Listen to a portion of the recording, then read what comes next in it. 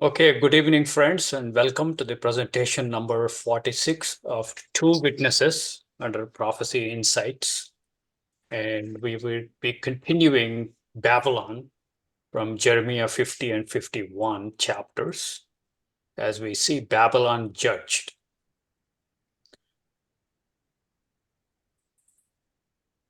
While we study how Babylon is judged, we also see parallelly how the true church is rescued from Babylon.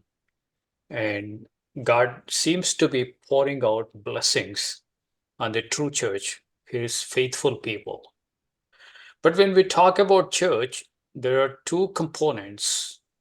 One is the, the real true church, and then they're surrounded by not very serious Christians. We call them show church.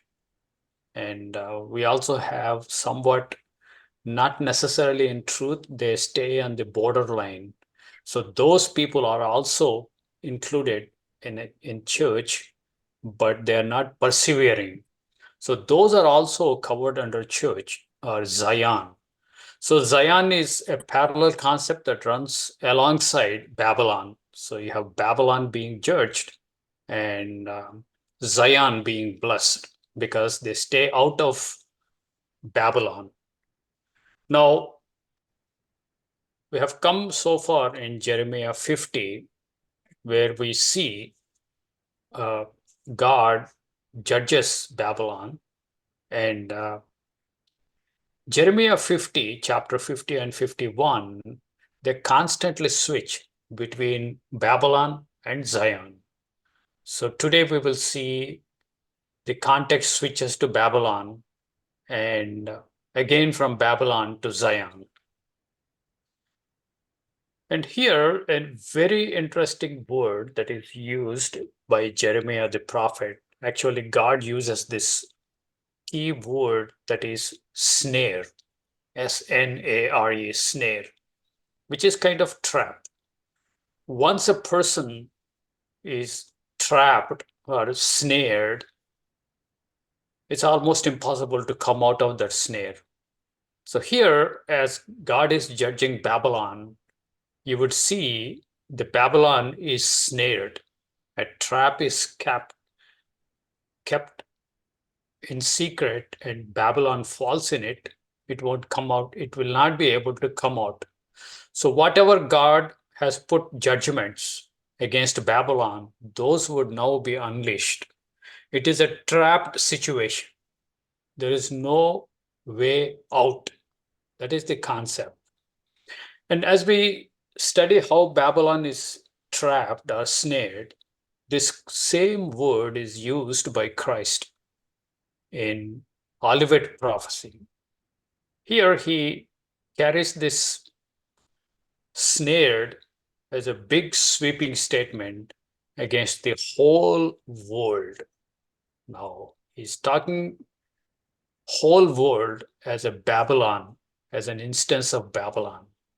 When whole world is like Babylon, the whole world would be snared by the circumstances, by the things that God would engineer, and there is no escape. That's the kind of concept. So we would launch into the presentation.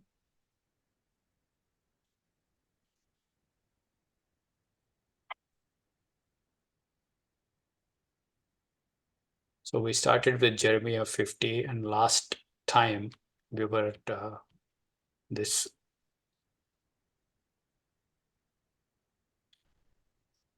verse 23, how the hammer of the whole earth is cut asunder and broken. So the Babylon is metaphorically referred to as hammer, a hammer of the whole world. And how is Babylon become a desolation among the nations? Because God used and raised Babylon to be a superpower of their day. And God used Babylon as a hammer to punish other nations, every other nation. And once that his purpose of punishing nations is over, then he turns and discards the Babylon. It doesn't need hammer at that time after its use. After all, the hammer is also a wicked nation, a sinful nation. They're also in rebellion against God. So God would now punish the hammer of the world, that is Babylon. That is the context. So that is verse 23. Last time we covered that, and we will continue our presentation to verse 24, Jeremiah 50, verse 24. Verse 24, I have laid a snare for you, O Babylon. So God is laying a snare, a trap where Babylon would be caught. Babylon thought it is all wise, all knowing, all powerful, and it raised itself against Almighty God. For some reasons, kings of Babylon thought they're gods because everybody else they're able to subjugate. So that kind of pride, overconfidence, in spite of the military might, they now would be defeated by Medo-Persians, especially Cyrus, king of Persia, would be risen by God and he would be brought against Babylon. And he lays a snare against Babylon, and it's an easy defeat for Cyrus. Overnight, he takes over Babylon and crushes its leadership. So when God lays a snare, nothing can escape. Now, let me read this verse again, verse 24. I have laid a snare for you, and you are also taken. So Babylon is taken or trapped in this trap that God has laid it. O Babylon, and you was not aware. You don't even know it that you are trapped and snared until it is too late for you. You are done, you are toast. The Persians would come and destroy you, and you will be taken over. And you are found by your enemies. You are also caught in the trap because you have striven against the Lord. It exalted and lifted itself against Almighty God in their boasting, in their glorying, and in their pride, the blindness of the pride against God, even God. So let's see in the next verse. The Lord, verse 25, the Lord has opened his armory. Now God is responding once the Babylon is trapped. It's some kind of spiritual trap. The Babylon is locked in.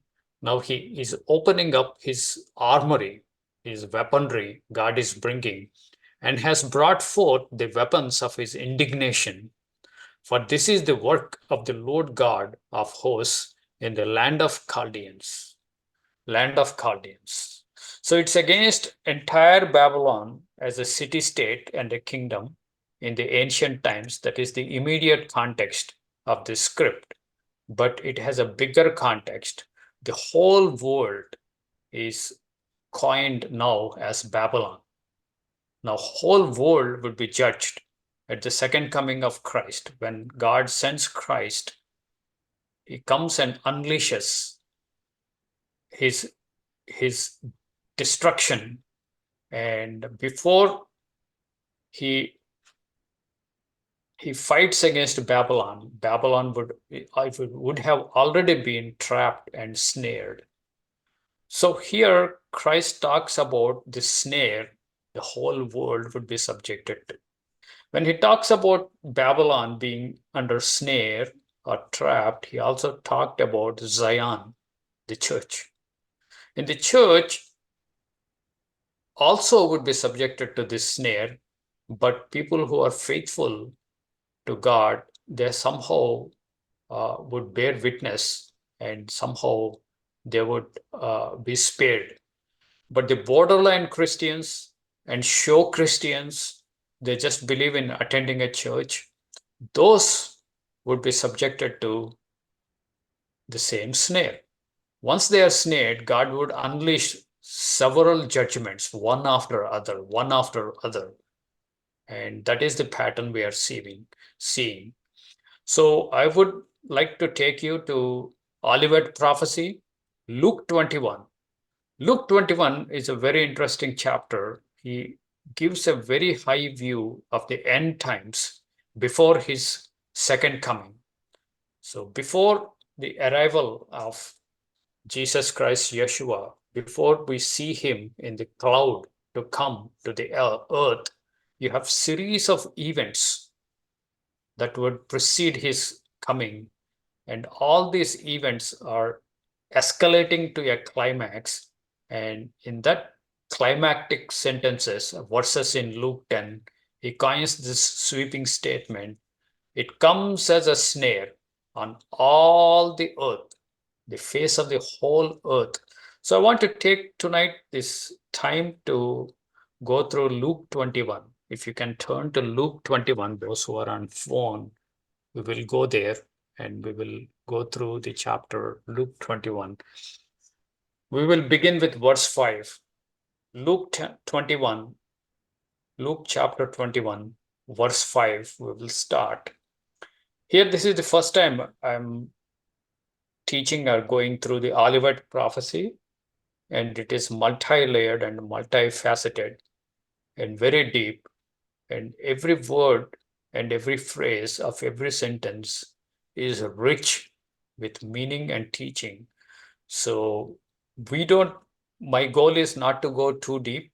I would stay on surface but make justice. uh, this is the first time we are going through Olivet prophecy.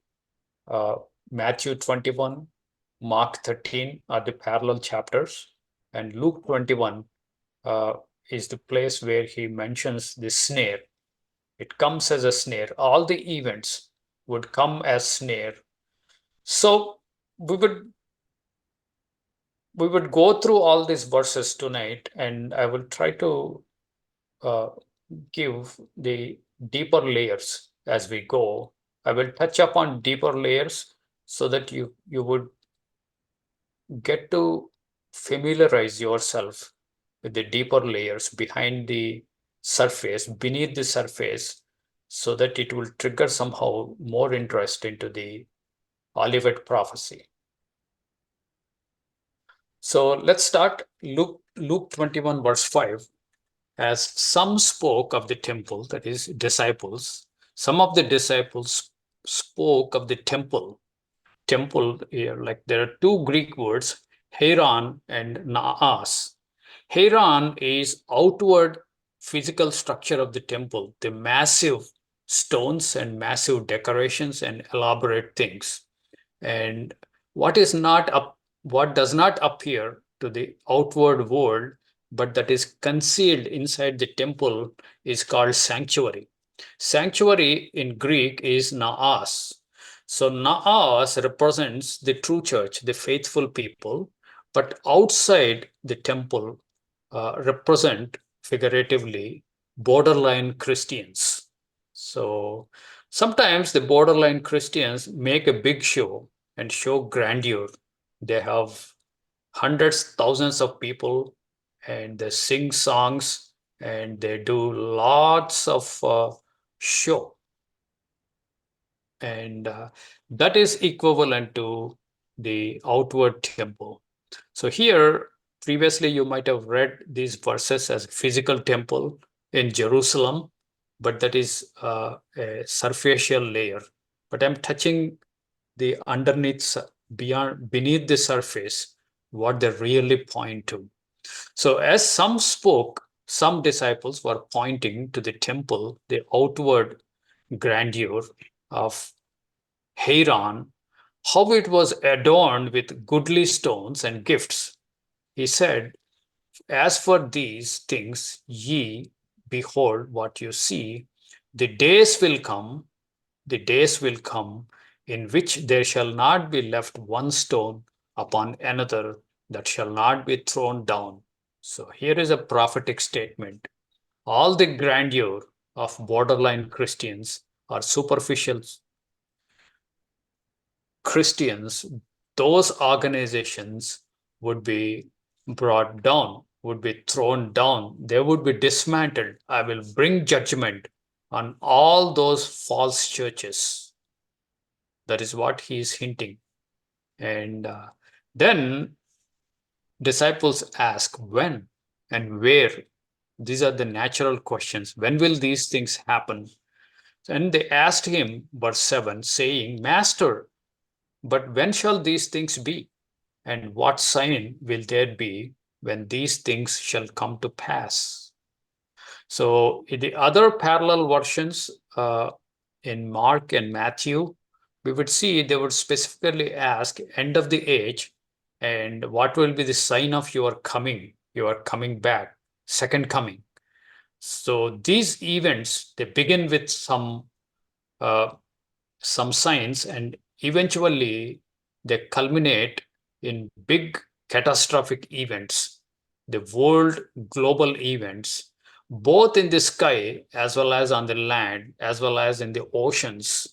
Everything you would see the signs, a terrifying thing, and God would move the heaven and earth so that there will be terror all over. There's a confusion all over. The stability we have been seeing for several hundreds and thousands of years would be gone. There will be stressful times.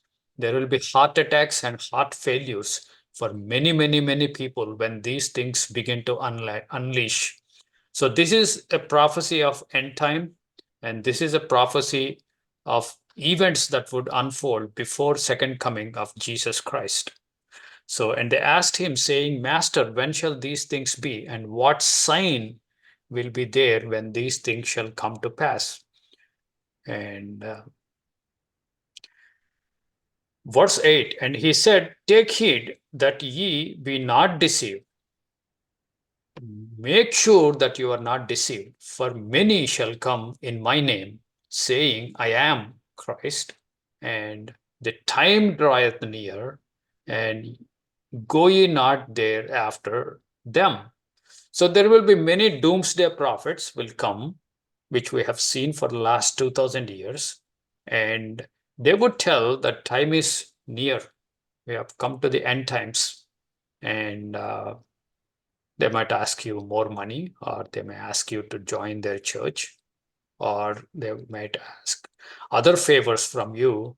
But if they say the time draweth near, that means we are very near, end has come.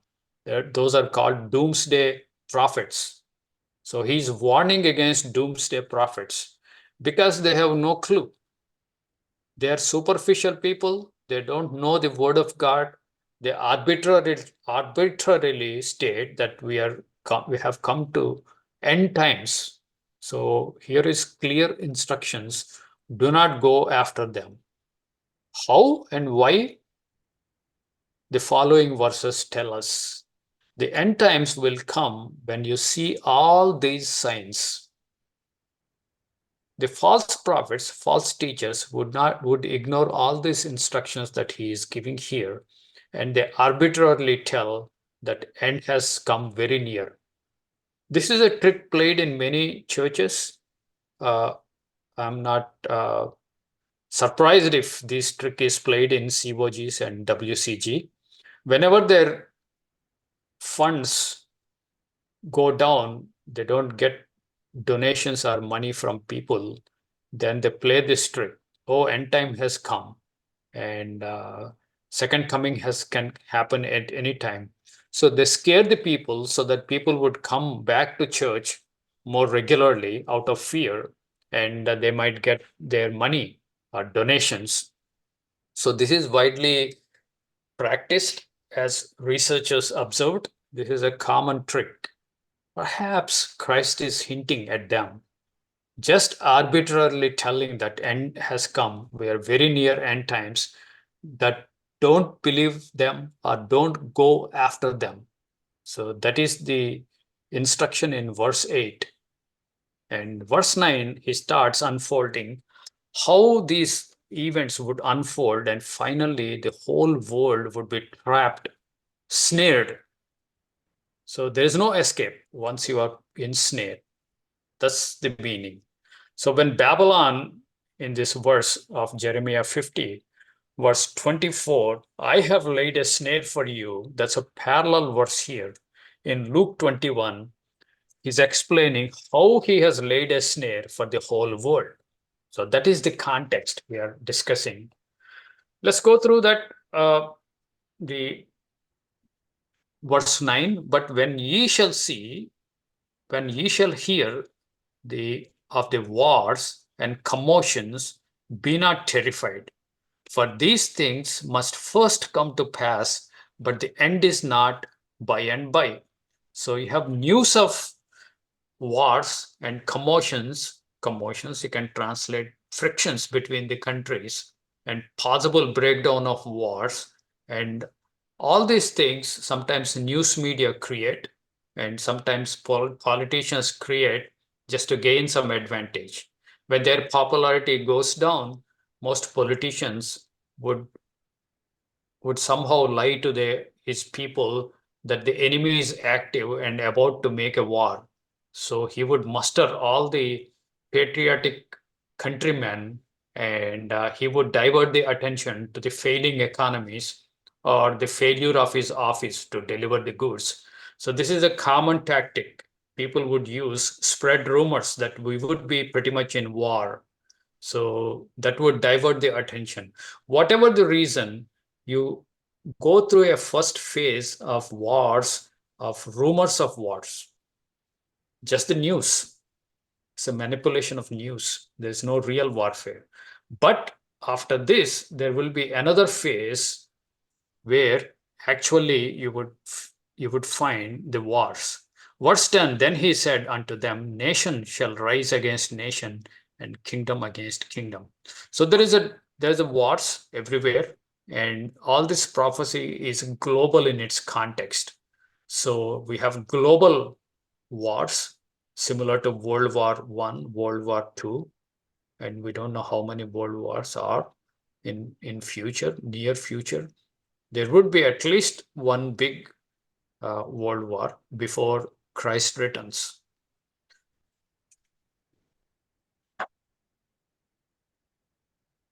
Continuing Luke 21, verse 11.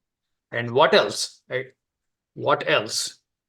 And great earthquakes shall be in diverse places, and famines and pestilences, and fearful sights and great signs shall be there from heaven. So here the earthquakes, they are increasing in frequency and increasing in intensity. And most often they are not reported in news media. You don't hear that much about on Fox News or CNN. They are very focused on their own agenda. But there are other Christian groups that watch the earthquakes all through the globe, and it's pretty interesting. Every year you see increase in frequency and intensity, and they're widespread. And now the volcanoes are pretty active, like they are about to burst forth at several places simultaneously. So you would see these things in a large scale, earthquakes, and that includes volcanoes, which cause earthquakes in diverse places. It's not one place, diverse multiple earthquakes and volcanoes at multiple places. That is indication that we are coming somewhat closer to the end times. And famines, there's shortage of global shortage of food. Many people, many economists are seeing, and that is going to escalate. There will be huge shortage of food global. Now, America is blessed, like even if there is a famine at one place, we would always get food from another country, another region, another continent. But if there is a global shortage, it's very hard. We will be the first people to starve if the supplies would not make it to our shores because we don't grow much here any longer. And pestilences is like a dual word. It is primarily pests to agriculture and cut down of food production. And pestilence can also include your diseases like COVID. So there's a large scale, global scale pestilences. So we are already seeing COVID, and perhaps there are more dangerous, widespread epidemics might come pretty soon, or whenever the second coming gets closer. And then fearful sights.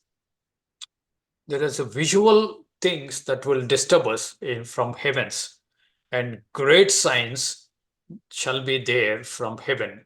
So in the sky, by the way, it is not just the natural uh, eclipses. We are seeing an interesting pattern of eclipse now in US. I think in April next month, uh, it is passing. Most of it is passing through US across the whole US. But that's somewhat natural. It's not really frightening, even though it attracts curiosity for prophecy teachers and students. But these are fearful sights. This is open-ended statement, and great signs shall there be from heaven, is specifically pointing to heaven, most likely to the space. So what kind of things would unfold? We don't find it here, but we might find it in other places in Bible. If you go back to Old Testament, you would see lots of things. Many Bible students and scholars, they would see catastrophic cosmic events, the planetary collisions and asteroids and strange things that would happen and that will kick the earth out of its orbit. So you don't have the stability of seasons as such. There is a great disturbance, and a third of day would be cut short, and the third of night would be cut off. So some Bible teachers interpret that we don't have 12 hours a day and 12 hours night, but they would be reduced to 8 hours day and 8 hours night. If that comes into picture because of the orbital changes, it's a terror. And the crops would not adjust, and we humans would not adjust because we were designed for 24-hour cycle of the day. And isn't it a lot more things could happen? Verse 12, before all these things, I think I think this is more relevant to us. But before all these things, they shall lay their hands on you and persecute you, delivering you up to the synagogues, that is, the mega churches, and into prisons, being brought before kings and rulers for my name's sake. So, this is a worldwide global persecution of Christians, and you will be rounded up and you would be arrested, house arrest in some cases, or you would be taken to prisons and you will be persecuted. But you would be brought before rulers and authorities, and it's a time for you to bear witness, testimony. Verse 13, it shall turn to you for a testimony. So, testimony, we are like two witnesses. We witness for God's truth and existence of God and His Son.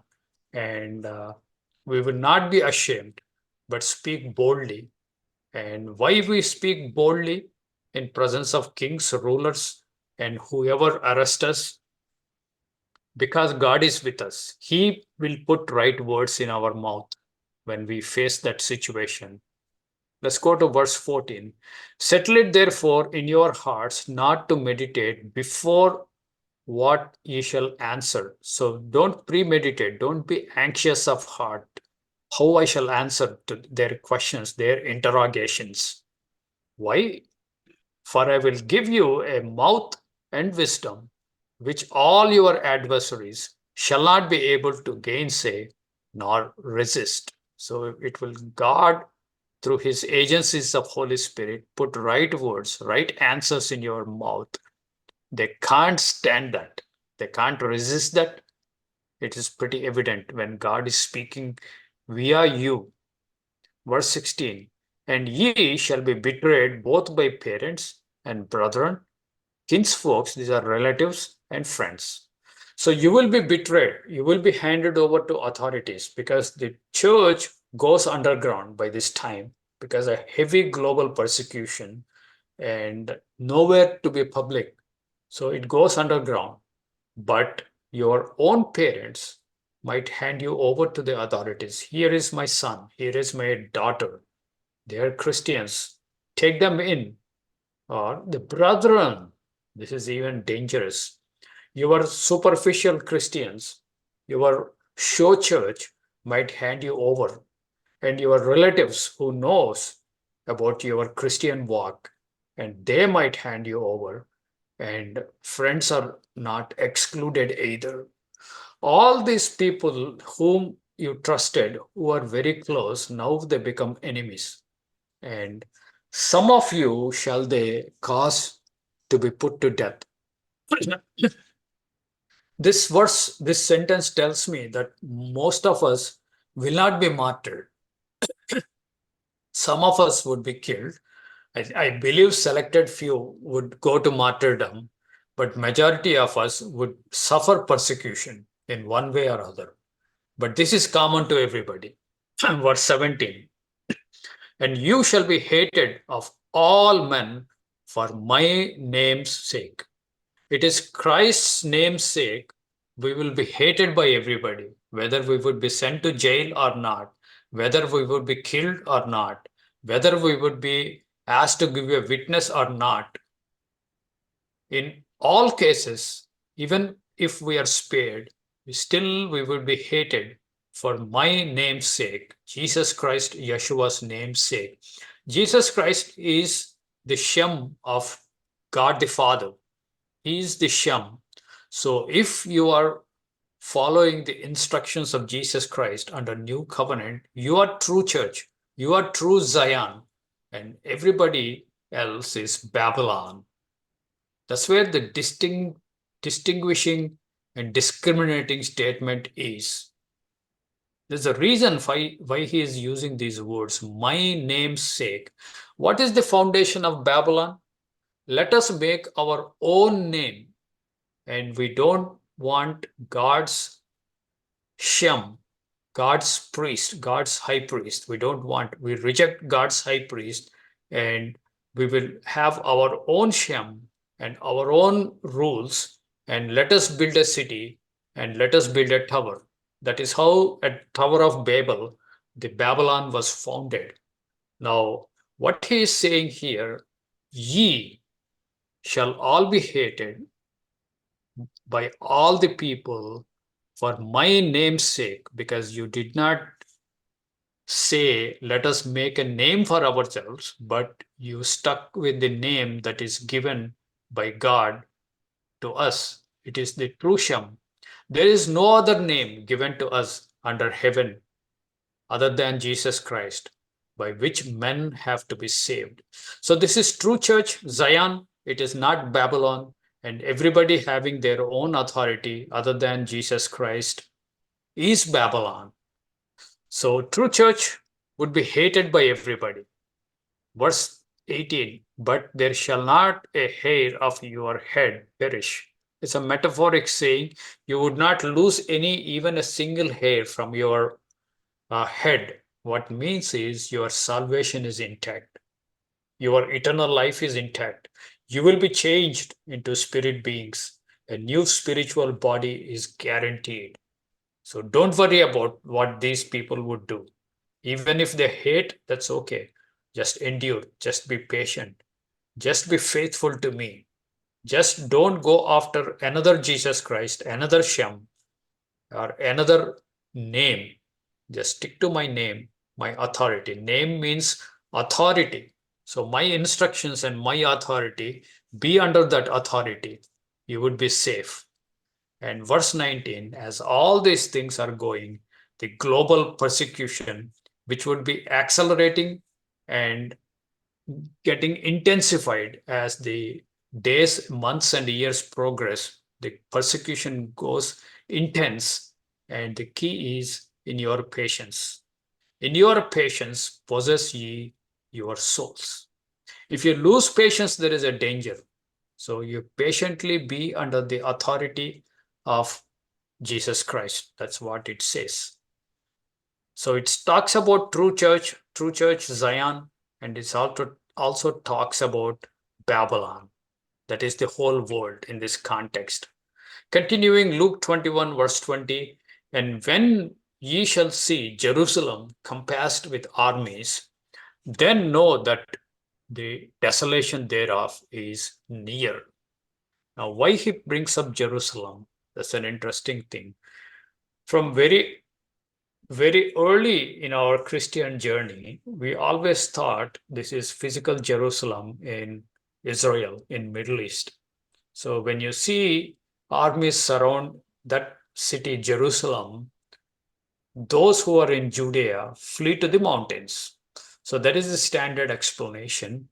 I no longer see that. Maybe there is a historical run of this script, but most important is we are talking about New Jerusalem, the spiritual Jerusalem, the true church. It is compassed by the armies, the Babylonian armies.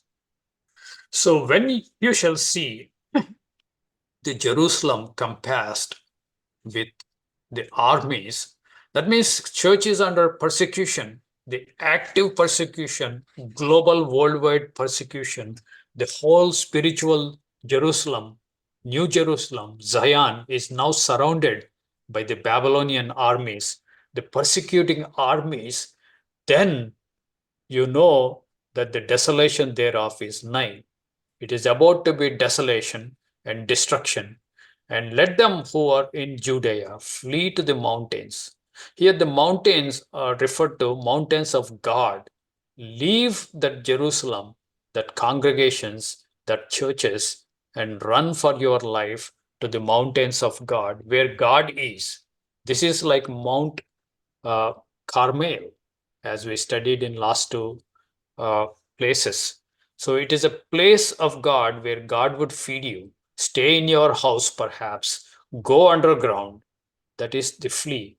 And let them which are in the midst of it depart out. Don't stay in those congregations.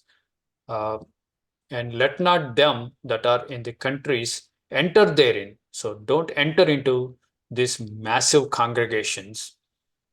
Isolate yourself and go underground. For these be the days of vengeance, and all things which are written may be fulfilled. So, this is basically targeting the false church and show church.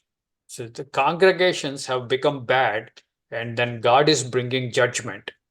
And true Christians have to leave and flee from these mega organizations. Verse 23, but woe to them that are with child, and to them that give suck in those days, for there shall be a great distress in the land, and wrath upon this people. Verse 24, and they shall fall by the edge of the sword, and shall be led away captive into all nations. So those who refuse to obey God's voice from fleeing these congregations, you will be taken captive and taken to all nations. And Jerusalem shall be trodden down of the Gentiles until the times of Gentiles be fulfilled. So the overall church would be persecuted. It's a figurative way of trodding down of the nations, and the Babylonians will tread down or persecute the church until the times of the Gentiles are fulfilled. We understand this as 1260 days metaphorical time, or time times and half a time is another phrase is used where the true church is under persecution. And then, verse 25, there shall be signs in the sun and in the moon and in the stars. So, there is a heavenly signs upon the earth, distress of nations with perplexity, and sea and the waves roaring. So, we already saw tsunamis, and it will be much bigger. The whole oceans would be roaring and raging of waves, and the nations with perplexity. There is lots of confusion and stress because of the cosmic events. The sun would go dark, would become black, not much sunlight, and moon becomes blood, and the stars would be moved from their places. There's a confusion in heaven, and confusion on earth, and confusion in the oceans.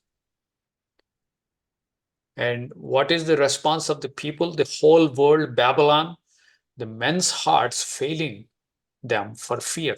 There will be huge heart attacks. People are terrorized with these simultaneous events. And for looking after those things which are coming on the earth, for the powers of heaven shall be shaken. So God is shaking all these things, bringing in judgment, and the whole world would be snared and trapped. Continuing, Luke 21, verse 27, and then shall they see the Son of Man coming in a cloud. So here, then the second coming happens. Then they shall see the Son of Man coming in a cloud with power and great glory.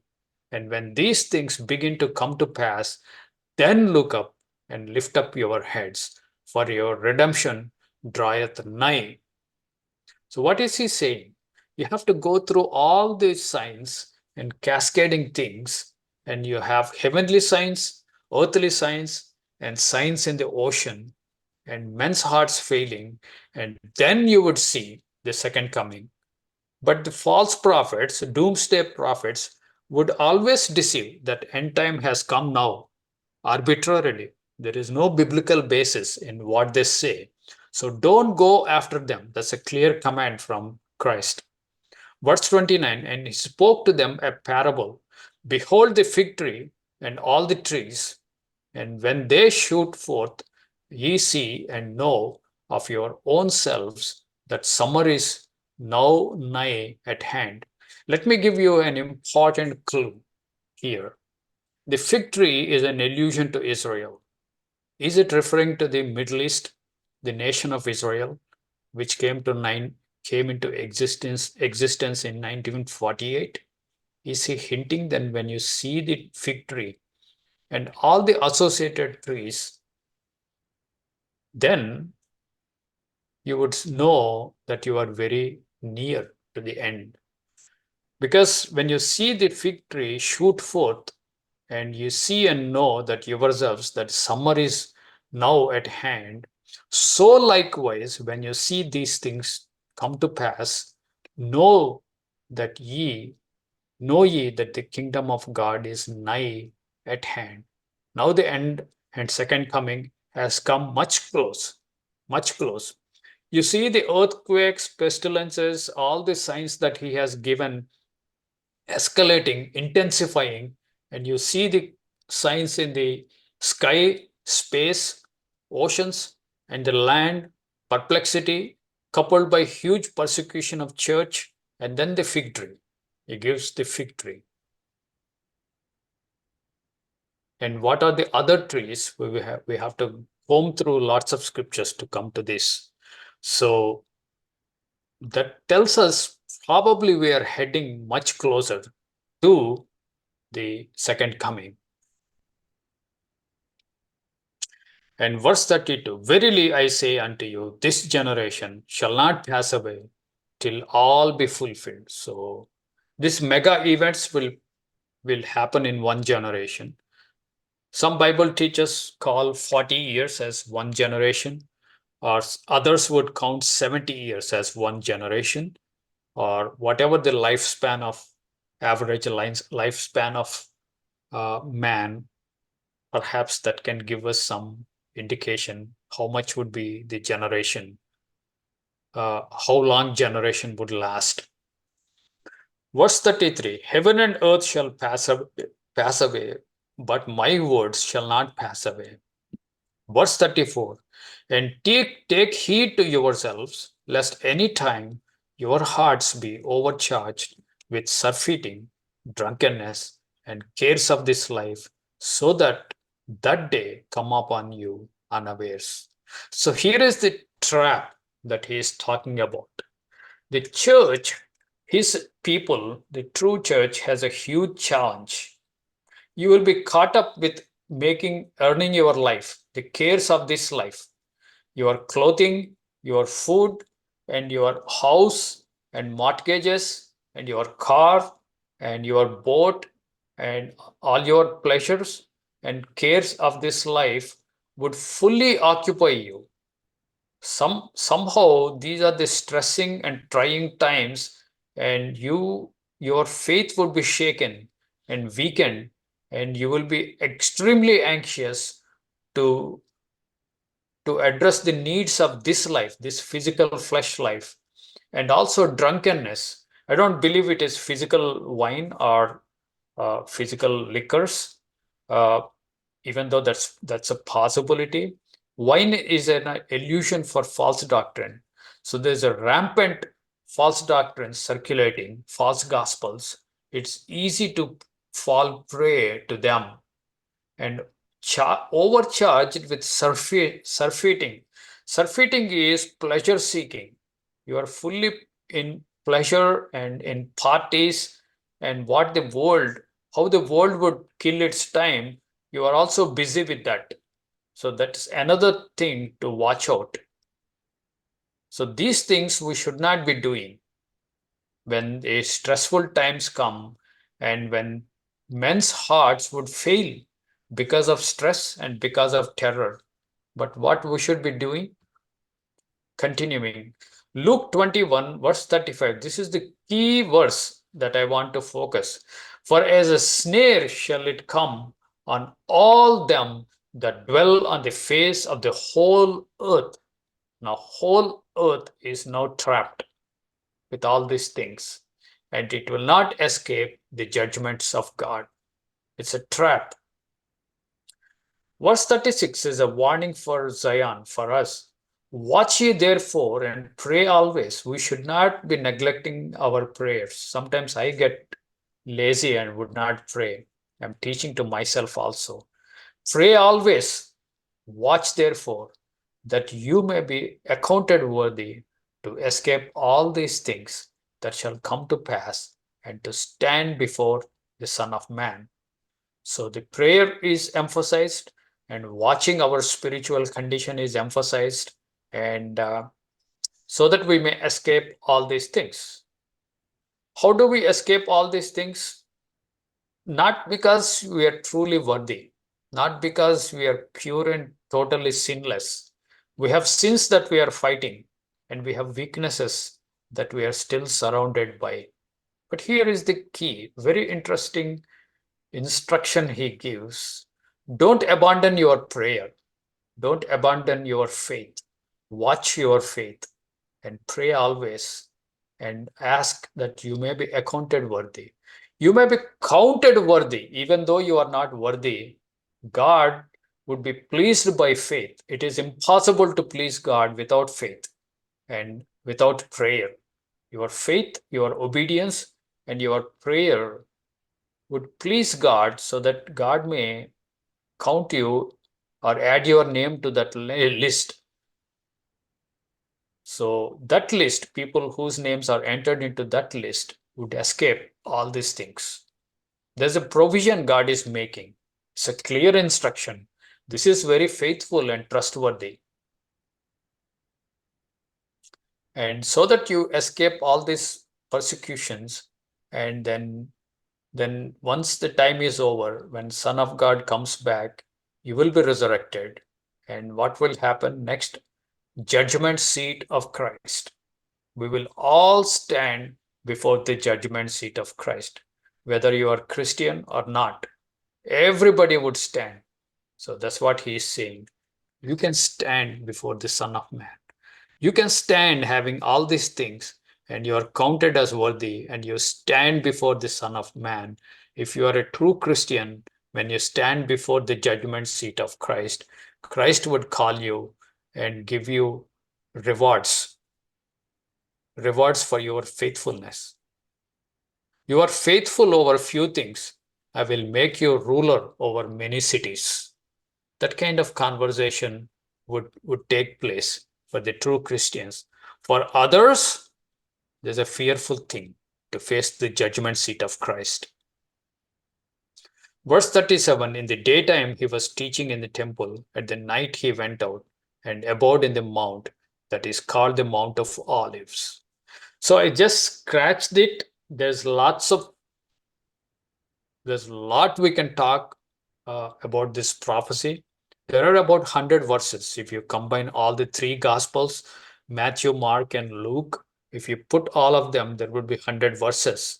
And perhaps in future, we can go and comment on every phrase, every word, and every sentence, and multi-layers we can explore, God willing.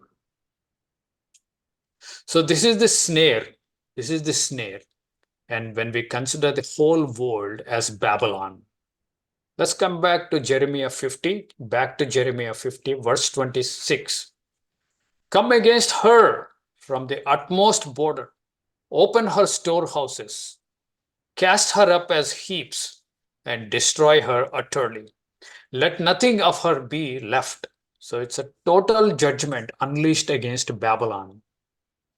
How the Babylon is destroyed when Christ comes back, we talked about that briefly. When God talks about Babylon, he gives us some description, characteristics of Babylon. And when Christ and the saints, resurrected saints, they look with this description, whichever entity matches that description, they would destroy that. That's how Babylon is destroyed. If a financial institution is there that is matching the description of Babylon, boom, that will be completely decimated. If it is a news media, a news house that is doing the work of Babylon, that will be doomed, completely uprooted. So that's how all the aspects of Babylon, as it is seen from the description point of view, wherever you see the character of Babylon, that entity can be completely decimated by Christ. That's what it says. The armies will come far ends of the earth in spiritual layer, in the world's layer, that is Christ and his saints. Verse 27, slay all her bullocks. Bullocks is like supporting infrastructure. Let them go down to the slaughter. Woe unto them. Slaughter is like a trap. They can't escape, but they would be slaughtered. Woe unto them, for their days come, the time of their visitation. The time for the judgment of Babylon has come in the sight of God. So he's sending these armies. In the immediate context of Jeremiah, the Babylonian kingdom would soon be invaded by Cyrus and Persians. That's how the visitation of the ancient city-state Babylon was done. It was taken down overnight. It's a silent coup, bloodless coup. And verse 28, why God is bringing judgment on the whole world? Because they are persecuting his people. His people were put in prisons.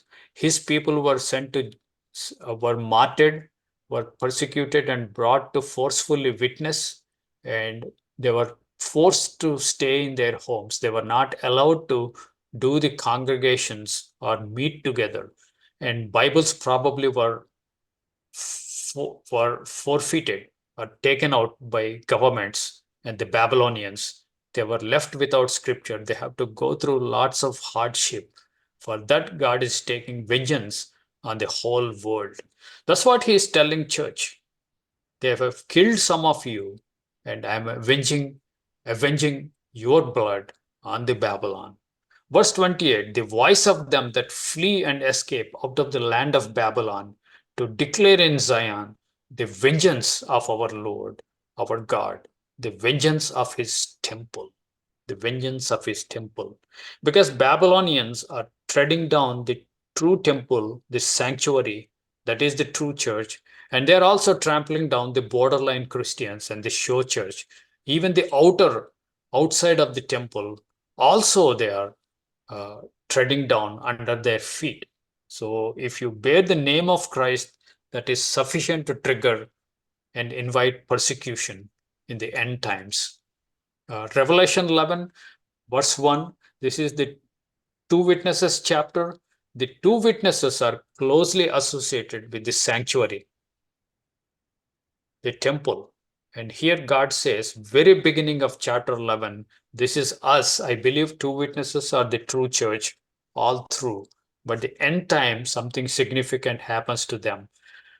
Revelation 11, verse 1.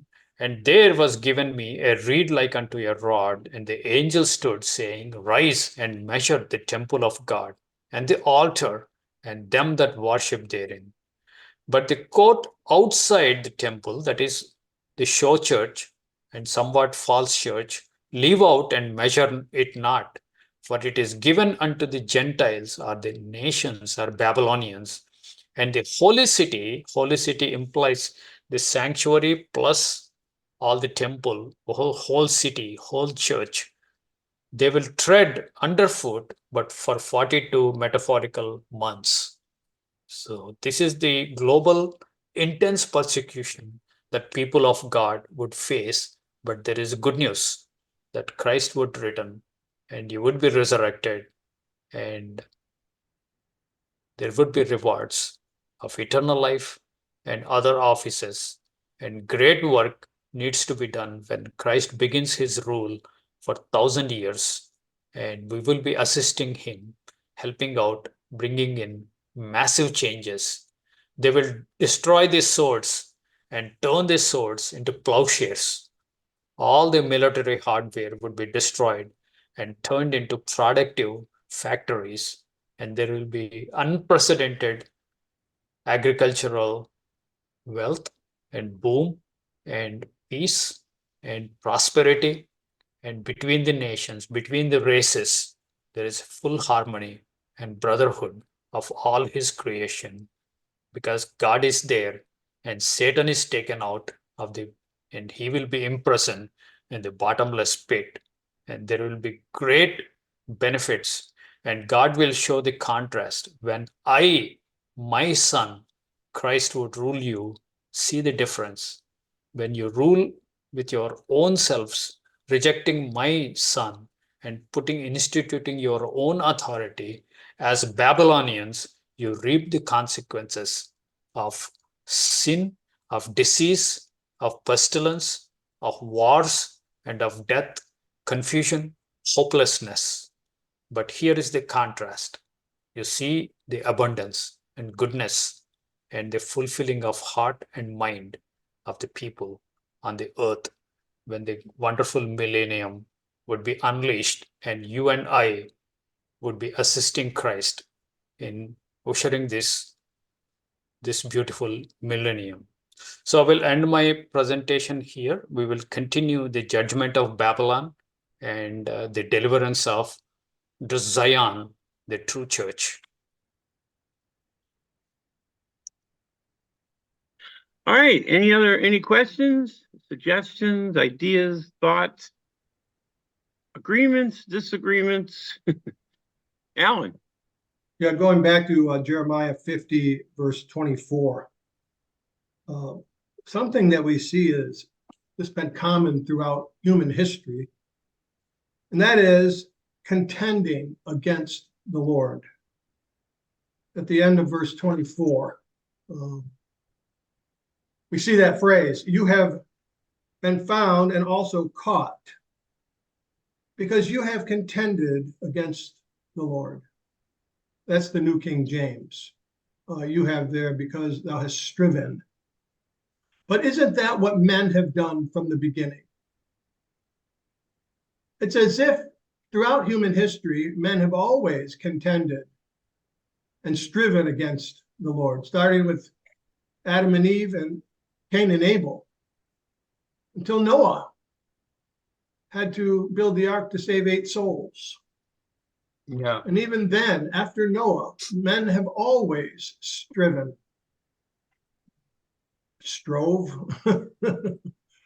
against the Lord. And you and I, we have personally striven and strove against the Lord.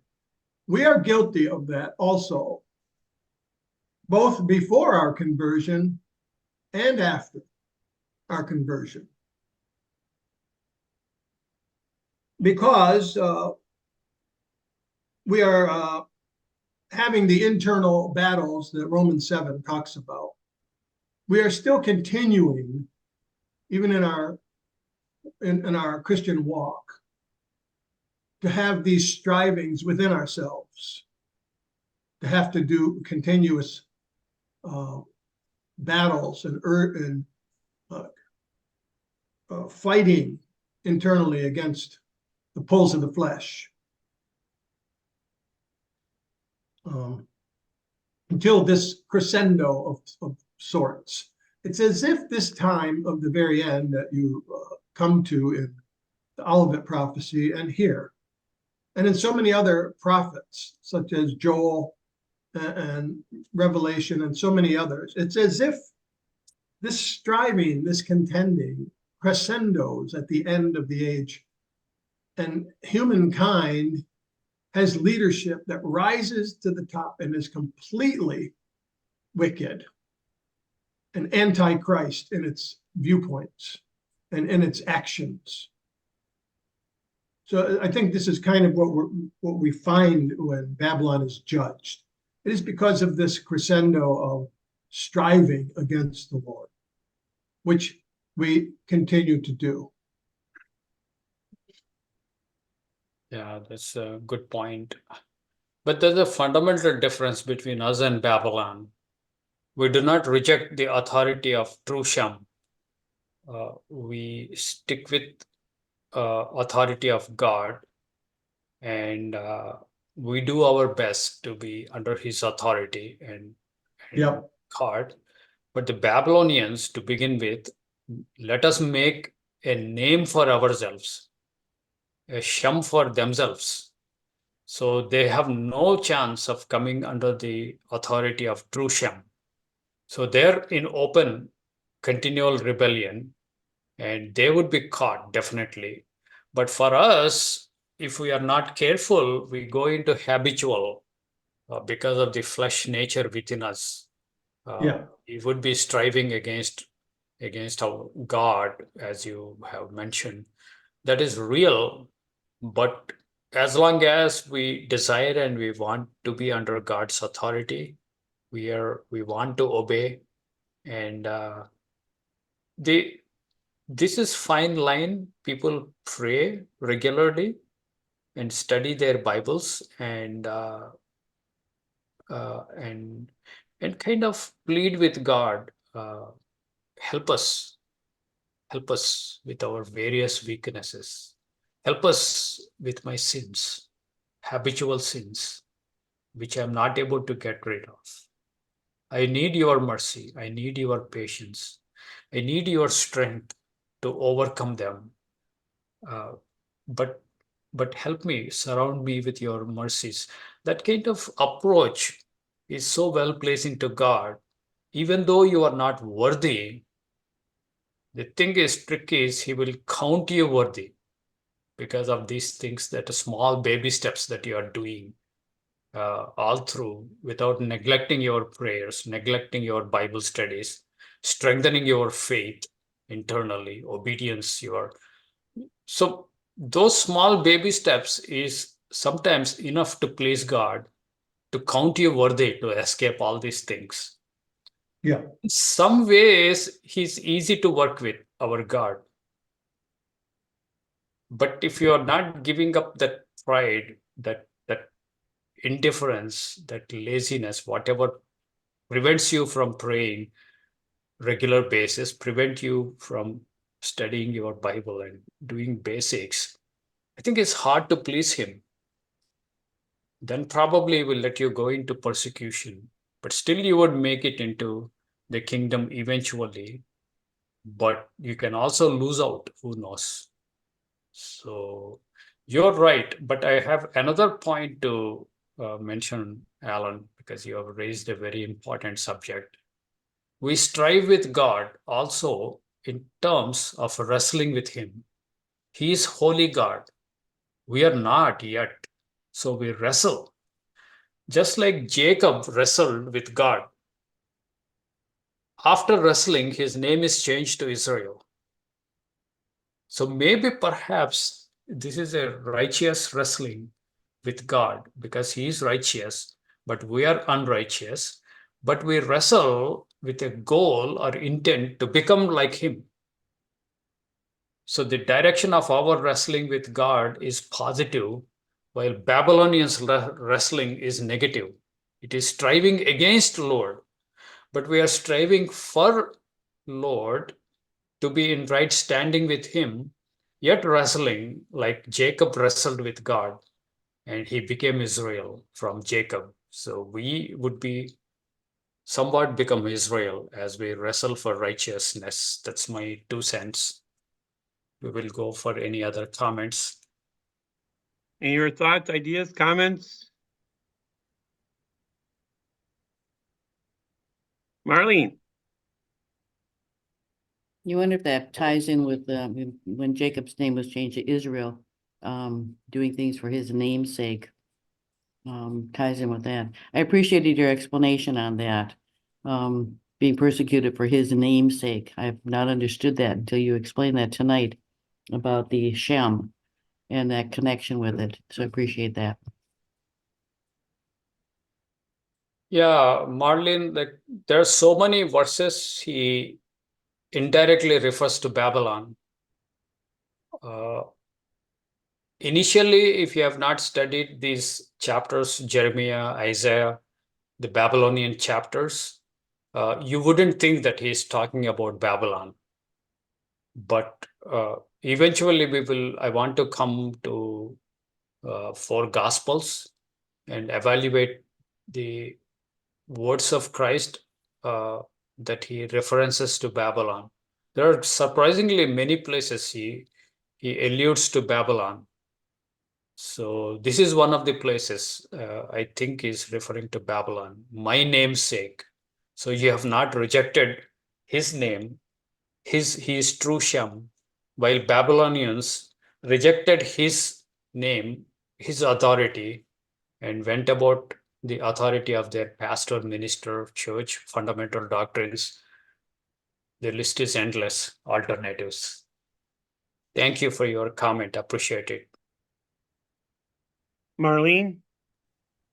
Actually, Tom, Tom? Tagore, when you were talking earlier, you had mentioned a day not being 24 hours, but rather 8 hours of light and 8 hours of darkness.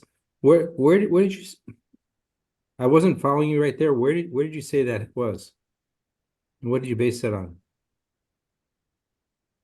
Yeah, this is a good question. I'm glad that you asked this question. There's another prophecy that a third of the sun will not shine, and the third of moon will not give light.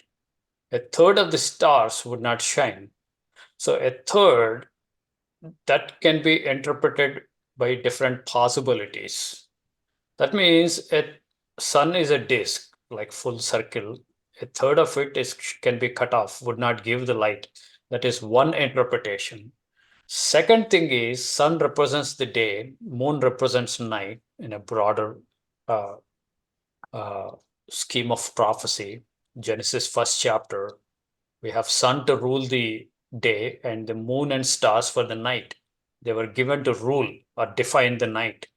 So if sun, 1/3 of the sun is not shining, it can be broadly understood also as 24 hours day is reduced. So assuming 12 hours day and 12 hours night, a third of it is gone. So out of 12, it is 2 plus 2, somewhat 8 hours. Somebody computed. So 8 hours day and 8 hours night.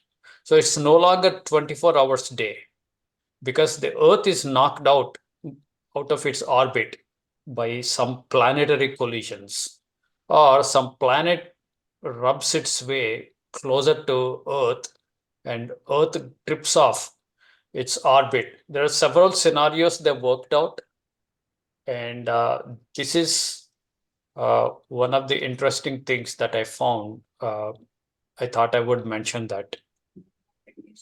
Christ, yeah, that's it. I mean, is it? Yeah, but as you mentioned in the past, Tom, when they come even remotely close, they tend to discharge lots of electricity, lots of charge, into Earth's atmosphere, that will create devastation. All your electricity is gone. Now we would go to Middle Ages. So that scenario actually Revelation tells us.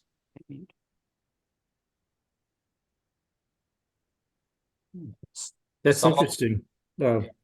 That actually you also have a magnetic pull as planets come near each other. Yeah. They have their own magnetism, and in such, it would cause it to go out of the orbit. So that's Louder. So in most of the ancient times, Mars believed to be coming close to Earth every n number of years, some 100 years or 150 years. It would come real close to Earth, unleashing terror. There will be lots of lightning, discharge of electricity, and many people would die. Sometimes the villages and villages would be electrocuted. So they started fearing this god called Mars, and they used to offer sacrifices. And the ancients were terrorized by Mars. And there were several scientific evidences for this.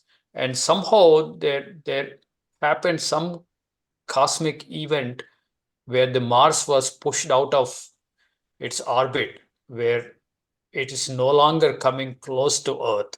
That's another theory. And it might come back to its original path, or some other planet might come closer to Earth, or some other big asteroid, or whatever, like you have other comets. They might come closer and discharge electricity or push the Earth out of orbit. These are all very real possible scenarios. There are some biblical scholars or students I know of, they are fully focused on this cosmic theology, cosmic events. They study history, they study future also in the light of the prophecies that God gave us. So that's an exciting field, actually. Not much in COGs, but those Protestants, those Roman religion people, they do it. thanks. You're Makes welcome. sense. A cosmic event moving the earth. There would be no one alive. There's been numerous videos I've seen, and people who are into people from NASA who figured this stuff out, that if the Earth were to move, I forgot how many thousands of miles out of its orbit, to do what you're talking about of 8 hours a day and 8 hours a night, that you'd have to be somewhere in the vicinity of the orbit inside Venus. Because Venus, I think, has a 9 and 9. So you'd have to be inside the orbit of Venus, and the heat from the sun would burn everything. There'd be no one left alive at all. Nothing.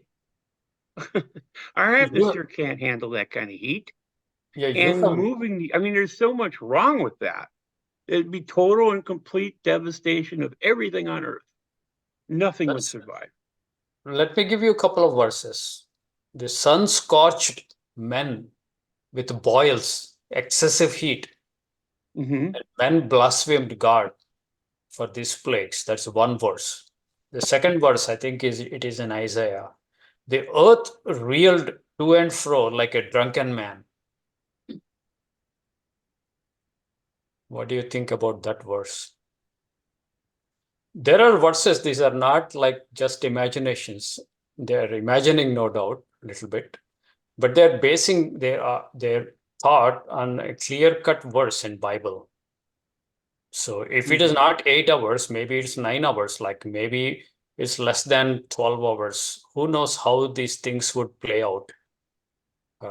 But The you're whole- right. You can't be at the place of Venus. You will be toast. There's so many other ways though that the Earth could be burnt like that. Our ionosphere is designed to protect us from certain types of flares, solar flares. I think it's negatively charged solar flares. If a positively charged solar flare hits our ionosphere, and I may have it backwards, but if the wrong flare hits our ionosphere, it goes right through. There is no protection. It goes right through. So everything gets burnt, not totally cooked, but burnt. You'd get boils, you'd get burns, the electrical system would literally get blown to pieces. We would be in the dark. And as for the Earth reeling to and fro, well, there's all sorts of predictions of asteroids either coming close or striking. Something strikes the Earth, that's not enough to knock it out of its orbit, but definitely to make it wobble. There's also theories that the moon would get hit. See, the Earth wobbles, I think it's 1.3% of its size. And the only thing that's preventing it from going greater than that is the moon. So if the moon gets taken out, well, yeah, the moon's not going to give its light anymore because it ain't there. It's gone. And we won't have that counterbalance anymore. So the Earth will wobble and it may go out of orbit. There's so many ways that there's so many ways to destroy the Earth. But We are in a delicate balance. It's easy to knock it off that balance, and Mhm. your stock market would be no more. That would be history. All your banking system would be history. So you would be forced to Middle Ages in Right. just a fraction of a second. It's a boom. So it's such a delicate balance, and some of the things that God mentions in Revelation and in Isaiah, those are frightening, and no man can ignore. no, All the atheists, all the unbelievers, all the LGBTQ, they will be terrified. Their hearts fail, and the men would fold their hands, become like women, weeping and crying. Their hearts fail. The language is like unmistakable, the clear language God uses in Revelation and other prophecies. It's just fascinating. We have to study in context and multi-layers. But this is all prophesied to happen before the second coming. right. But Christ has to have something to come back to. Because it does Yep. talk about those that make their robes white in the tribulation, those who are left beyond the nations. You know, it has to be a catastrophic event, but it can't be so bad that it wipes out everything. There's got to be something left.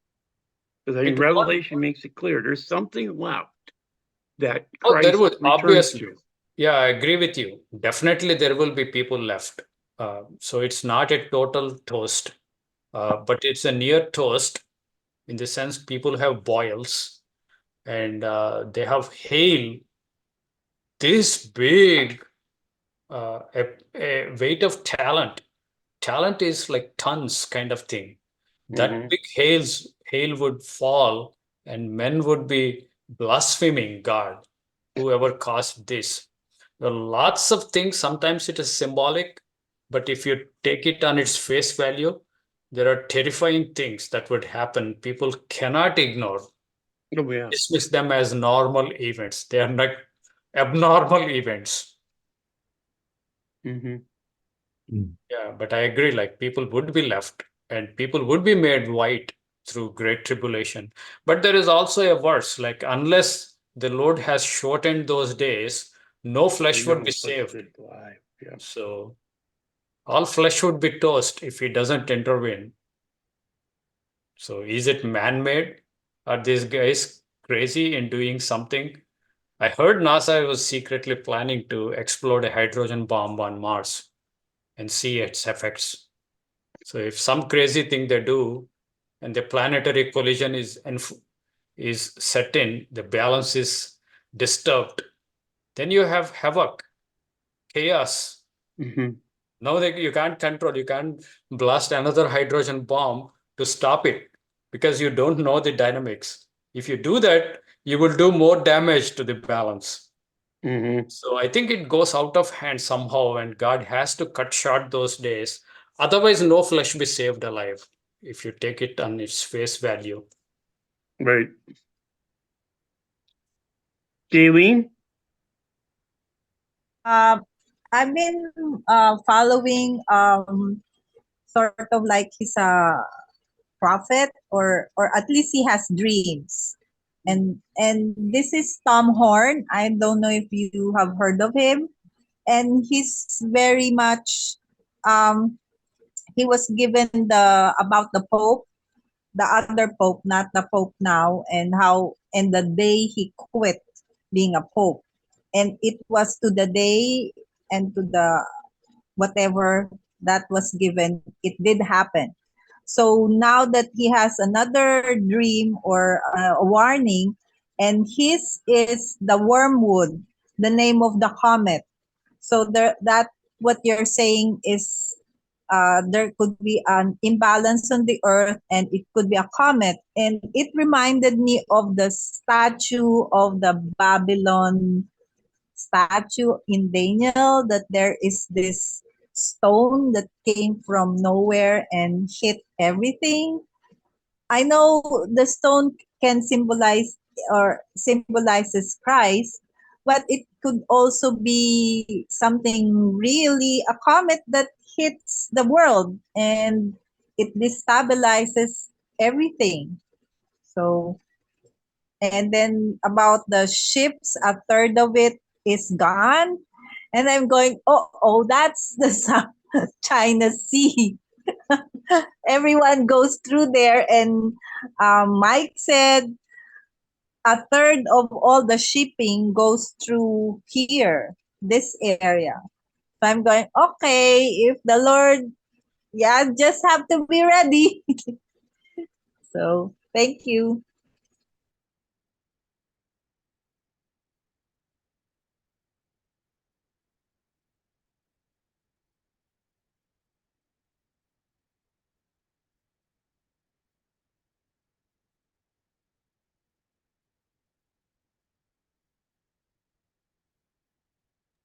Alan? Yeah, I'm in Luke 21, verse 9. But when you hear of wars and commotions, do not be terrified, for these things must come to pass. The end will not come immediately. This is only one of many places we're told not to be terrified. And yet we tend to allow things like world news, and we have this tendency to let ourselves get agitated. But we're warned time and again not to do that. So why are we continuing to let world events and the things that we see in prophecy to stir us up in such a negative way? We ought to really look at these things and say, our Father has complete control. He has set his Son to be king. His Son is the head of the church. And we don't have to stew about what's coming on the earth. We don't have to. We don't have to let ourselves get all upset about what we see and what we don't see yet, that's yet to come. And this is what peace is, right? Because he is our peace. So when these things happen, let's say you are, as it says in Luke 21, you're called before kings and you are persecuted by the leaders and by families and by neighbors. We're not supposed to be fearful about that, but accepting of it. Accepting of, as it says in the Sermon on the Mount, rejoice and be glad in that day that you are counted worthy to suffer for his name's sake. So I know it's a conditioning. We have to condition ourselves to come into a mindset of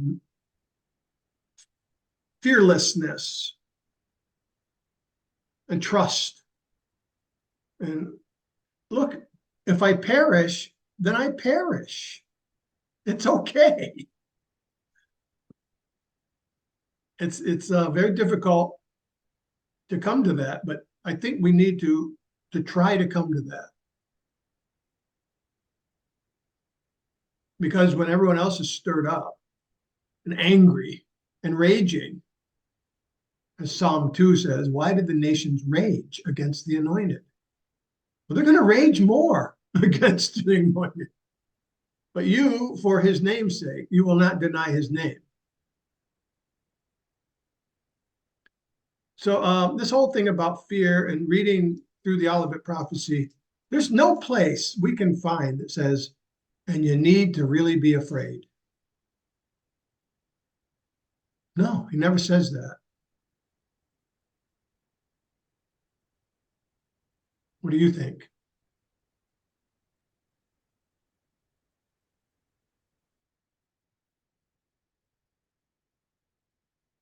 I mean, you are not terrified to the point of your faith is shaken, but you would be affected one way or other.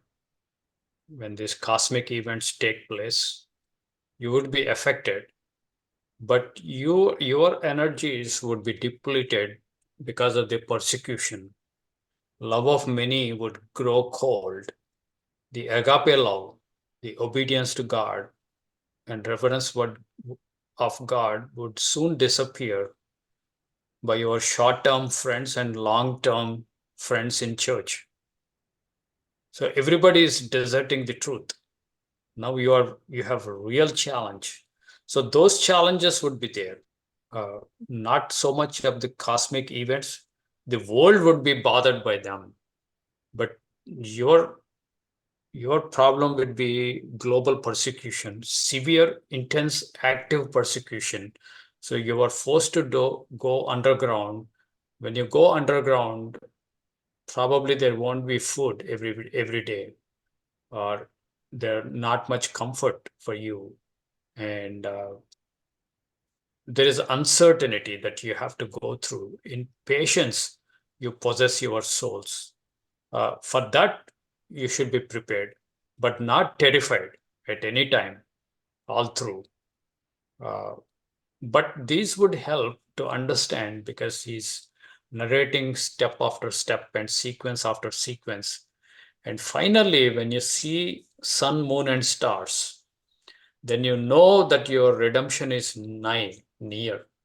Second coming and your resurrection is very close. That kind of clues he is giving. Why do you think he is giving those clues?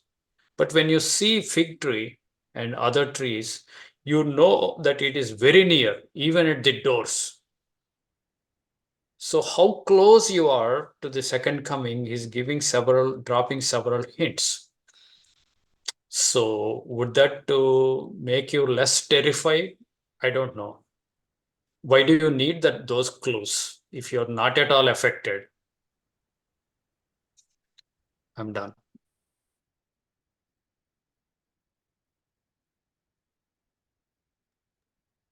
Marlene? I'm just, yeah, I think you're right there, Gore. There's going to be some nasty things, and you certainly would be affected if you weren't warned. If you know that it's coming, you know that, well, it's going to get played out. It's going to be an interesting ride, let's put it that way. But you know that there's the light at the end of the tunnel is not a gorilla holding a flashlight. And that's pretty important. If you consider how the Egyptians felt when the Passover was going on, and they were in their homes and they could hear the screaming people, probably a little ways away from Goshen. They certainly knew something was happening, and they knew that this was happening because of things that men had done to themselves. They brought it on to themselves. Recently, the COVID-19 deaths, that was a man-made thing. And what did we do? We came up with vaccines that killed more people. There's just people do things to themselves that God sometimes doesn't have to do anything. He just, sits back and watches them play it out because of what they're doing to themselves. So it also tells about the martyrs that are under the altar. How long is this going to go on? When are we going to get our revenge? And God comes back and tells them that you got to wait a little bit longer because there's more martyrs that are coming. And so there's a lot of things happening, but I personally feel that a lot of the things that are going to be happening are we just do it to ourselves. It's a nature in man inspired by who knows who, to go about doing these things. A lot of it is to gain power by somebody. It's a real draw. You shudder to think what man can do to man. And in the end, they talk about cannibalism, right? They get so hungry that they wind up eating other people. Well, I think that's enough for now.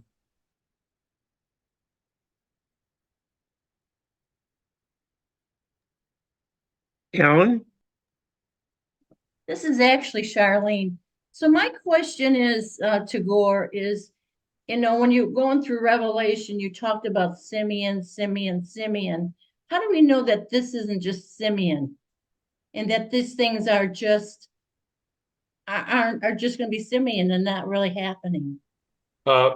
This is Simeon too, Charlene.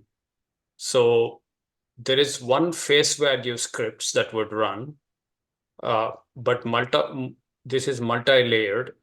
So when you apply Simeon, you see completely different stories.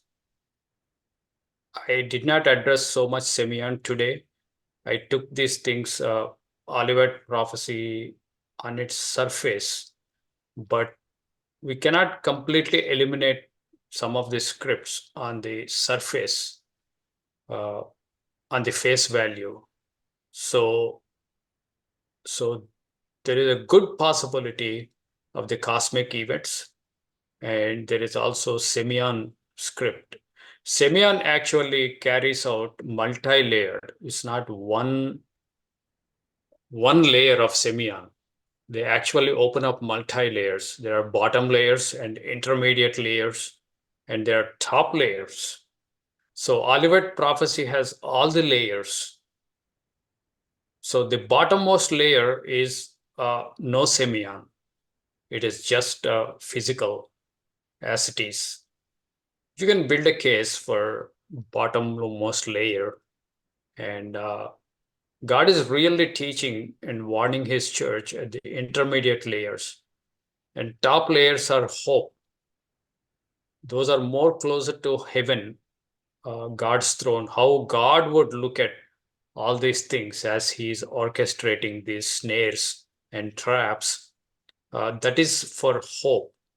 And intermediate layers are instructions to church.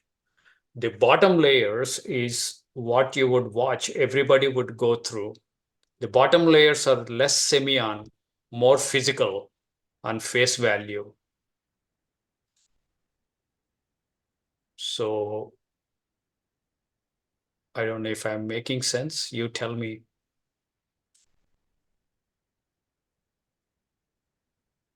Maybe we can discuss when we visit Tampa.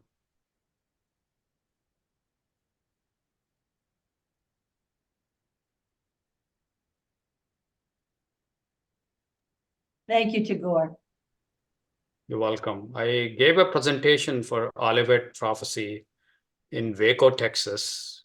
I just picked up one intermediate layer and went through Matthew 24. And they enjoyed.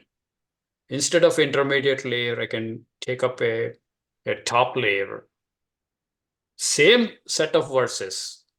You address it at top layer and intermediate layer and the bottommost layer. I kind of did mix today when disciples ask about the temple, big temple, all the goodies in the temple. They're asking, oh, how great this is, how beautiful these are, how they're adorned, these things, this carving. So they were praising. Then Christ said, like, one stone would not be left on another stone. All would be taken down. So we always took that literally in the first layer, physical layer. But that's an instruction for church in the intermediate layer. He's talking about the temple. We are temple of living God. In that temple of living God, if one stone, each of us are stones, if one stone is above another stone, that is going to be torn down by God. Have you seen that in recent history? One stone above another stone, a hierarchy in a church in Pasadena, California. One on top of other. He doesn't like it. We are all equals before God. Give a grand salute to hierarchy. We can discuss on and on. This is a mega topic. Mega topic. People have spent like 3-4 decades. And I think I count myself blessed to go through their studies for several months and years. And what I gained, I would share with you when we start this Olivet prophecy. Never ever think that it is small. It's a big mega topic, mega subject with multi-layers, multi-facets ever unfolding.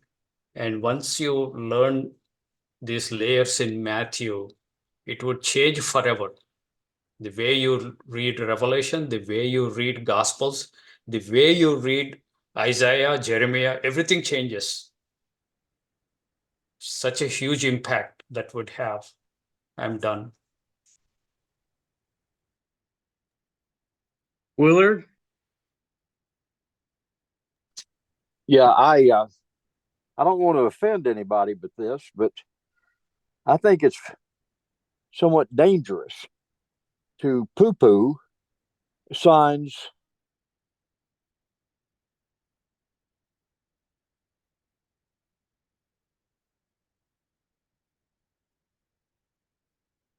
way that they did not get destroyed by God at the time. So I'm sure there were those that says, well, see, it didn't mean anything.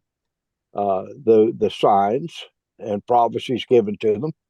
I think it's very dangerous to ignore or just pass off signs, especially as just another event.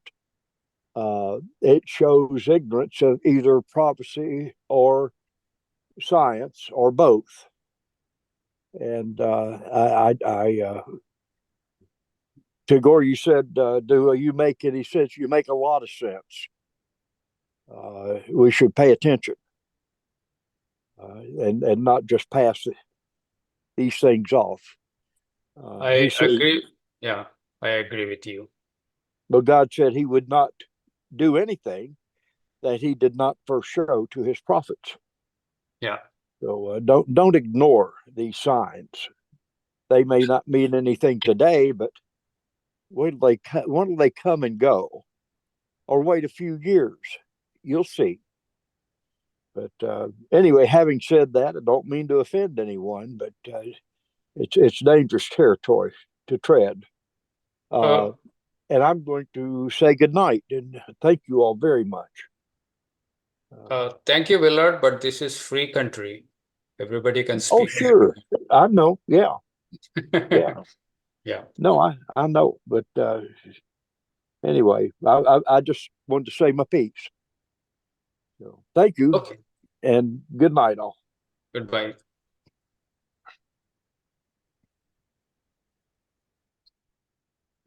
I'm planning to go through the verses that they're quoting for this eclipse that is going to go through United States.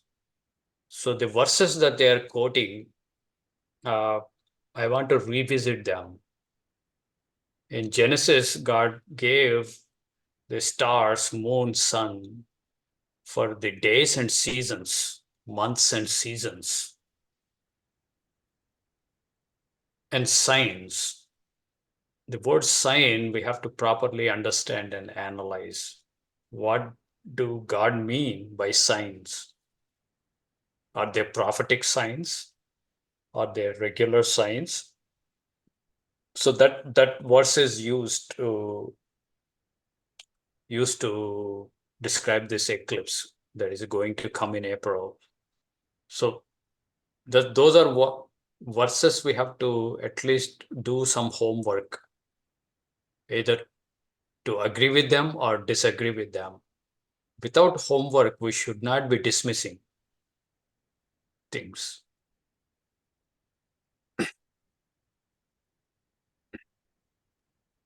Yeah, Jeremiah chapter 10 and verse 2 says, "Do not be dismayed at the signs in the heavens," There you go.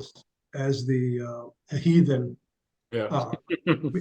That's a heathen- scary verse. Yeah.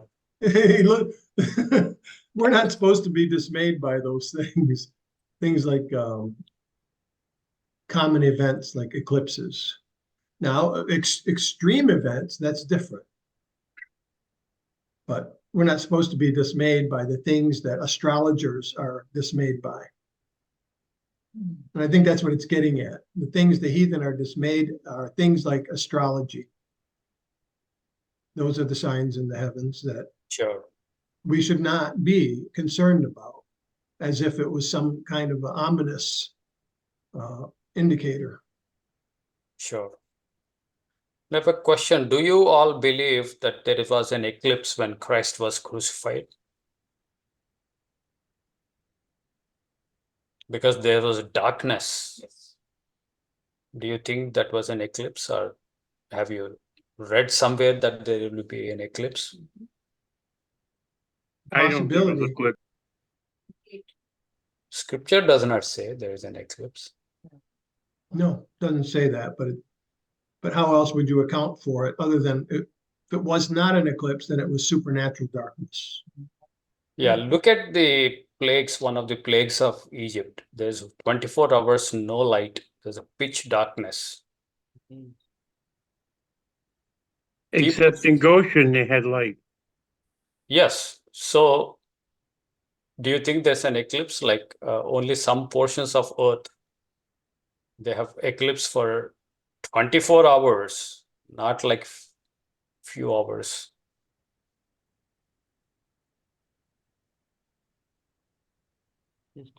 I know most likely eclipse, but scripture doesn't say. That's what I'm holding on to.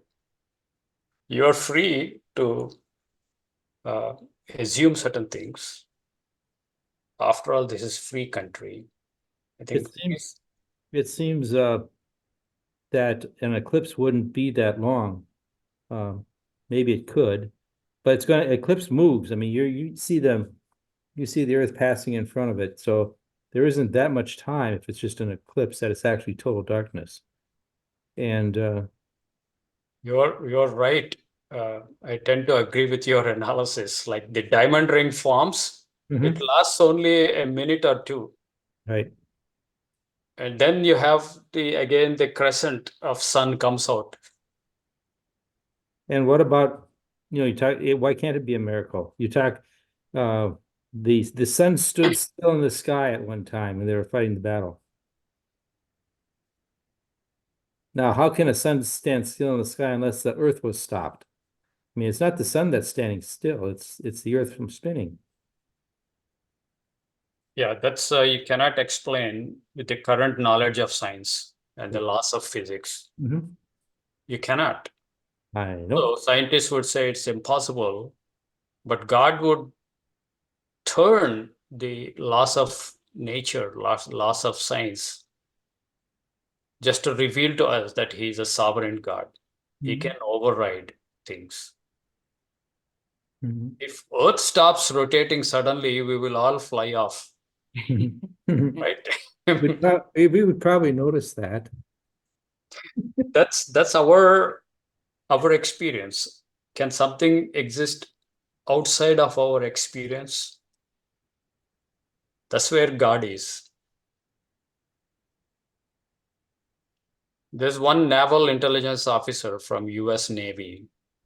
He was on surveillance trip on US submarine. He's standing with binoculars. He suddenly heard a huge noise and he saw a huge flying saucer kind of object came out of the ocean from water, and the water was not actually touching the surface of the vessel. There's a distance of few inches. And then this guy came out and took one rotation, and within a second, it disappeared. It went out so fast into the outer space. He just can't see that anymore. It's so rapid. And this is a witness. He's kind of Christian. His name is Bill Cooper. His name was Bill Cooper. He died. He's no more. I believe that's a true statement. And he said, our understanding of laws of physics is defied by this object.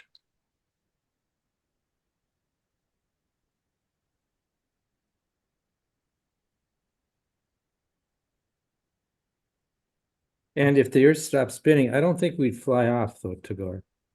Simply because the mass of the Earth is what holds us in place and gives us gravity. But it would certainly cause other things to go wacky.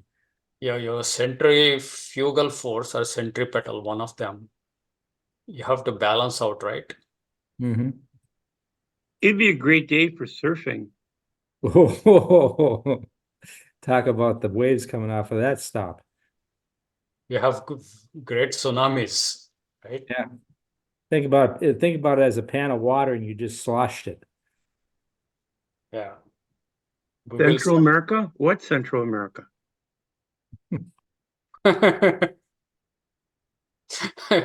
Much of the Florida would be under ocean. We will be gone. No, don't say that. And Have you to have a climb, really, really have big to find a canal. really, really tall palm tree and shimmy up that palm tree. Hope you Nah. can find palm tree in time. I got a hunch the palm trees will be running. You'd be up in one palm tree and the coconuts off the other one will be hitting you.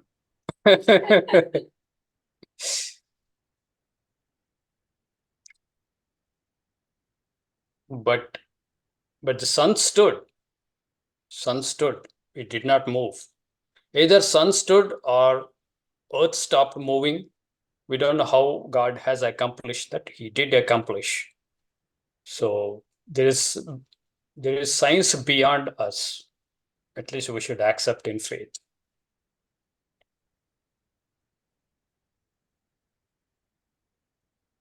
They're still struggling to explain the collapse of matter and black holes.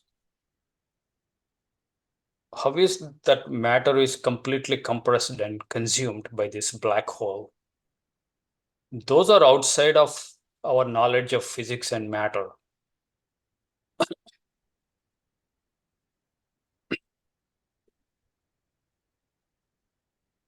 I like to think of it like a true black. We put up a screen for viewing and in our theater, and around the edge, we painted that wall in the back a theater black. We picked it up in from the local paint shop, and it said, and they said this will, you cannot have any light reflect from it, and you can shine, just get close to putting the image on the screen. You don't have to worry about it being perfect, because if it goes onto the black a little spilled over, you don't see it. You don't see it at all. It's just black. Oh, I see. There's no reflection of light. Got you. So that's kind of like the black hole. It just absorbs the light. It absorbs and light is energy. It simply takes it right in. So it's a black. Yeah, it absorbs the other galaxies in its way. Right. Whole thing is compressed into one less than a grain. The whole solar system can be compressed so hard. It becomes a tiny seed, like a mustard seed. It may be less than that. The whole thing is compressed. And these mathematicians, they would write their thesis. So if for some reason you are able to enter into this black hole and see, you have series of galaxies super compressed, and you can go into the compressed world.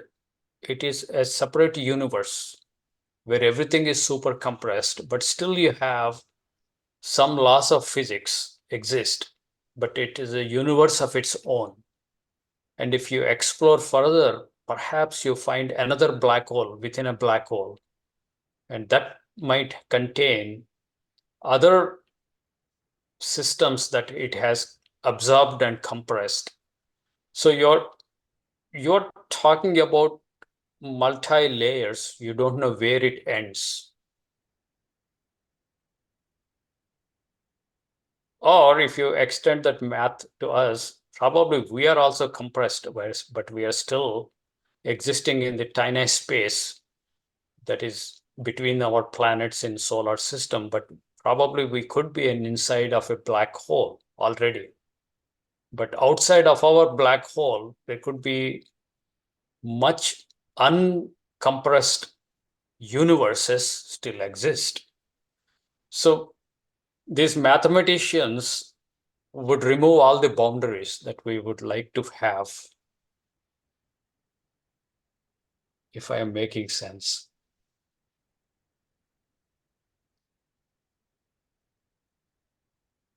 I know you shouldn't go too much into science and it becomes science fiction.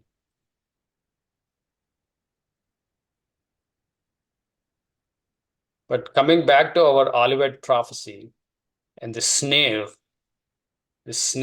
trap, some Christian authors have published books on just that subject, snare. It comes as a snare on those who dwell on the whole face of earth. They wrote books, these big books. So this is a vetted subject in the Protestant circles, those who study Bible, of course. Yeah, well, I think a lot of way we can understand the snare is it's irreversible. Once the snare comes upon the whole earth, you can't turn it back. Yeah. There's not a possibility at all. There's no option to turn it back. Yeah. You've gone to a place where it's irreversible. So now you're stuck and you're trapped, and you have to come to terms with what you did.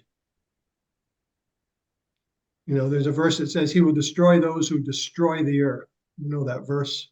Yeah. So that's part of the snare. The people who are intent on being destroyers will be in a trap that they now will be destroyed, but you can't reverse it. It's like a point of no return. We all know that phrase. This snare, it's a point of no return. Can't undo it, right? So they have to drink the cup of judgment that God gives them. There is no escape. Yeah.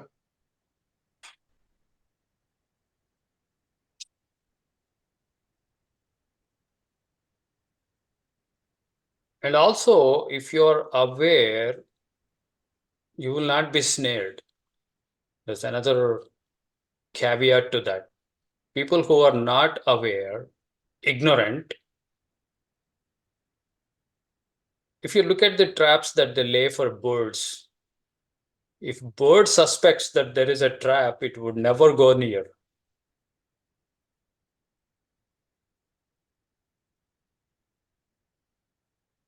So people who know the prophecy, who understand and who are close to God, they would not be snared.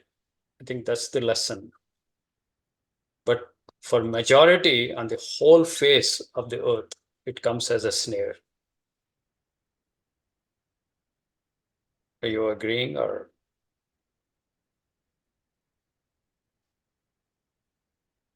I'd say in most cases that's true, but sometimes they don't really, sometimes they have to get tempted and might want to go try it and see if they can get away with it. That's Russian roulette. Yeah, something like that. But it's just what the bait is when you have a snare, because bait goes right along with a snare. And how tempting is the bait, I think is the question, as to whether or not something will get caught, even though they know that they might get caught.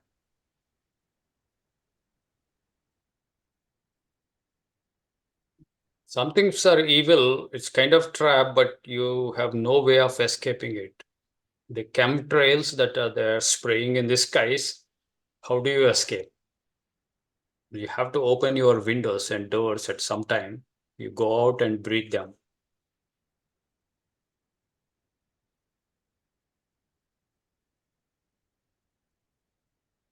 You have no escape. Even if you have knowledge,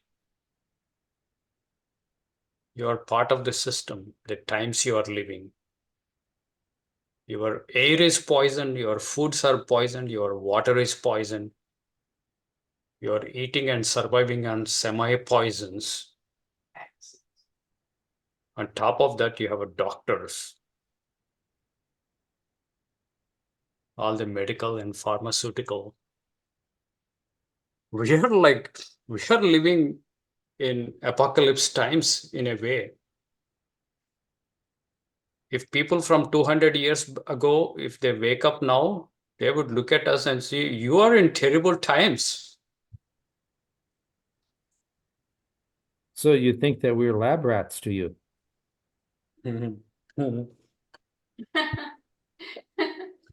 Yeah, we are dispensable. Yeah. I think a little bit longer, then we all get flushed. They have these vans in US. They're fitted with X-ray machines, and they routinely pass by you and check what are the contents inside your car, inside your truck or something. Like they have several vans that law enforcement agencies use. And somebody questioned, what about citizens? You're using them when your van passes through cars and we are sitting in cars. What about us? You are subjecting us to X-rays and radiations. And the guy replied, you are dispensable. They don't care really. Interesting. So we are X-rayed without our knowledge when you are driving on highways. And our cars are tracking us and recording everything we say and do. If you have modern car, Yeah. my car records everything and asks me repeatedly, shall I send it to insurance companies or partners? I keep on saying no, assuming that they are not actually sending. Who knows that they were being entertained by giving us a button, which doesn't mean anything. Yeah, they're just humoring you. Yeah, you think you have power, like, oh, I will. Yeah, right. You can shut them off. Every time we get in the car, we have to go through a little ritual. So Marlene's my co-pilot, and she shuts everything down she can shut down. But you have to do it every time you start the car. No, it's all. If you take a step back and think through, you would find out it's a trick being played on you. This National Rifles Association and the guns, that movement, right? Most of the conservative would believe in that. Second Amendment rights. That's a hoax. If government wants to send troops, your guns would not defend at all. They have far more sophisticated weaponry than you can defend yourself with guns. But as long as you believe that you are safe with the guns you have, they're good, they're okay, as long as you believe that. Oftentimes they will come and threaten legislation that we would take away your guns, and there will be big uproar, and they will quietly withdraw that legislation. And as long as you think that you can protect yourself with your guns. You are happy and they are happy. What are the ramifications if you come to know that you can't really defend yourself with your guns? They're like 3-year-old toys compared to the weaponry that the military has. If you come to that conclusion, then you give up your guns and you will really search for more advanced weapons. Then there will be more pressure on them to develop some more methodologies to confront you. So instead of that, what if you allow them to believe a lie? You're good, like you vehemently defend that we would not give up our guns, as if with guns you are able to defend. I know what I'm speaking is very controversial, but you take a step back and think through.